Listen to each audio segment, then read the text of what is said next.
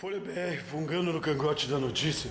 Estamos aqui na Biblioteca Municipal, provisória por enquanto, segundo a prefeita. Como vocês sabem, a biblioteca aqui, assim é tratado o nosso patrimônio público. Nesse prédio aqui no calabouço, onde você passa o dedo na parede, vai caindo tudo aqui, ó. Ó, você encosta o dedo aqui, vai caindo tudo, de mofo. O nosso material sendo perdido aqui.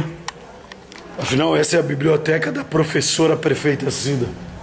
Olha as condições que se encontra, um cheiro de mofo aqui que só por Deus. Ó, você encosta a mão na parede, olha isso. Olha aqui. Ó.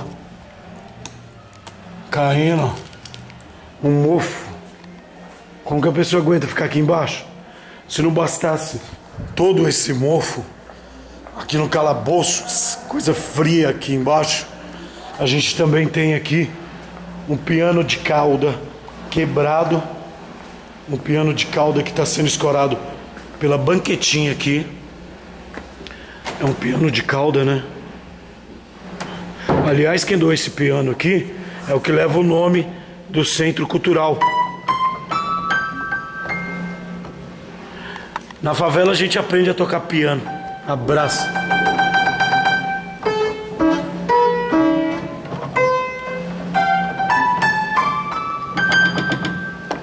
Na favela você aprende a ser disc jockey.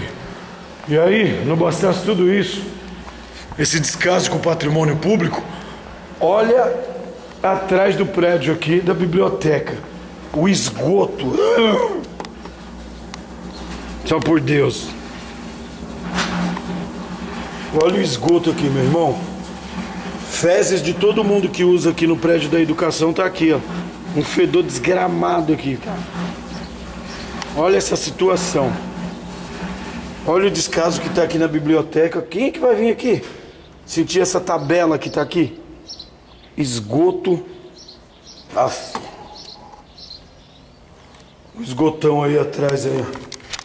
Esse é o prédio da educação. Por Deus.